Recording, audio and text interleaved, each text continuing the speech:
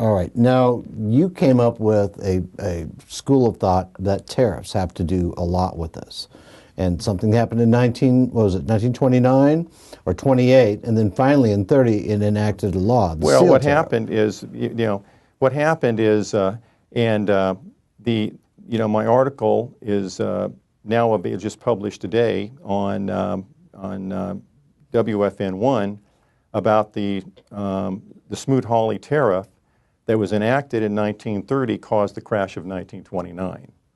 And this is, I think, my Explain career, that a little bit. I know. My career has been about sleuthing, Michael. Yeah. I'm a sleuth, okay? I go in, I look for crazy things that happen in the market, and then I investigate them.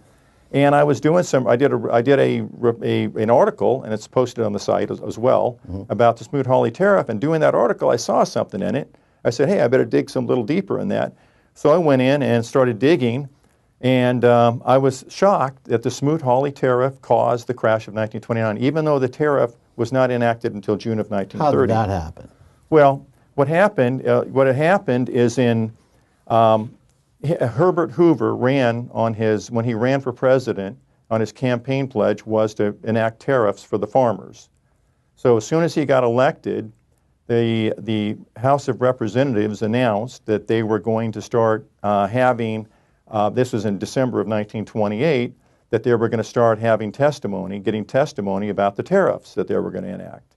When that happened, if you look at the chart here, I've got right here, the market crashed, okay, on that news. And then what happened is the market went along, and then when in March of the next year, in 1929, one of the Republicans, one of the congressmen or one of the senators came out and said, hey, we think that the tariffs are going to be brought, it's going to be hard to narrow the scope of these tariffs. In other words, everybody was hoping, the market was hoping it was only going to be agricultural, but it could have been more, okay?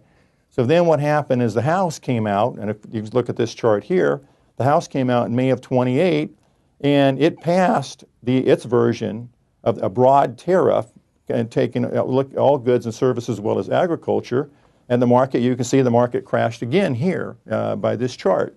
So that's what happened that led up to the crash. Those are the three pre-crash things that happened. But there was a thing there where the market was definitely, investors were really spooked about these tariffs. There's no doubt about it. Every time that any announcement was made, that's what happened. And then of course you had the crash of October 29. Well, when they finally passed the bill, that's when the long trend ensued. So you're saying that what I'm saying to you. So here's what happened next. And what happened next is the fourth crash happened in 1929. Now, in October of 1929. So the market peaked in September of 1929, early September the 3rd. The reason, there was rumors, or there was news out there that the Republicans were going to work on their version of the bill, start to work version. So that spooked the market, but it didn't cause a crash. But what happened is on October the 23rd, the Senate and the Finance Committee and the Republicans and the Democrats that were trying to get this thing done, then the market believed they were going to pass a narrow version of the tariff. Okay, a narrow, just agriculture. Right. Well, what happened is at the last moment on October the 23rd, which is the day before Black Thursday, in the last hour of trading, the Senate announced that not only did they have the votes to pass the tariff, but the Democrats who were fighting the Republicans on the side for free trade switched, and they flipped, and now all of a sudden you had a solid majority of the Senate, and they wanted to go the full tariffs instead of the narrow tariffs. So the market crashed big time in the last hour on October the 23rd, and then the next day was Black Thursday. But that's nowhere in the history books. That's what caused Black Thursday, was what happened with the Senate switching its position there. So are you saying that these tariffs that happen, that same kind of pattern is reoccurring right now in our economic? Well, I'm saying to you, if you look, let's do a little further investigation here. So here's what happened. So the market crashes. And the market crashes, and finally the Senate was going to vote, was going to hold its vote. The Senate had the votes. They announced they had the votes on October 23rd. They said they were going to vote it. They were going to do a special session in early December.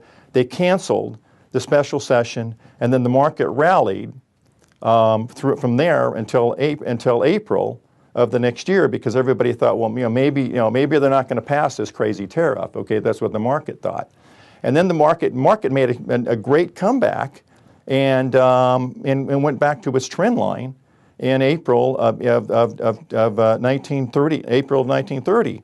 Well, the next thing that happens is 1,028 economists all signed petitions asking Herbert Hoover in early May to veto the tariff. Now, if you see here on there's another example that market crashes again. Here's another look at this chart here. Okay, then what happens? Hoover. There was no word from Washington whether he was going to veto it or not. Market continues to move along, not sure what was, just like it is going on today, with all this stuff. So then what happens is Congress and everybody gets together, passes the tariff in June of 1930, and the president announces, as soon as the president announces that he's not going to veto it, the market, you can look at the chart here, just went right through all of its old support. I mean, you're a trader, you see this stuff. Yeah. It just went right through its all support, went right through support, and then down to a 89% low from the high in the middle of 1932. What do you think is going to happen now? Well, I think that now, I think the key is people would argue that, well, that was 100 years ago, okay? But it's different this time. Yeah, everybody argues this is different this time. But you look at this chart. This chart, look at Bush enacted a tariff, steel tariff, in 2002. And on the first anniversary date of the tariff being enacted, the market was down 28%. He abolished the tariff shortly thereafter. So this is a for real thing. This tariff thing it's got investors spooked, and what it does it gets all the international. It doesn't just have investors spooked. It has sovereign leaders of other countries all ganging up on this and saying this is really going to cause a problem. But you're saying, okay, I get that part.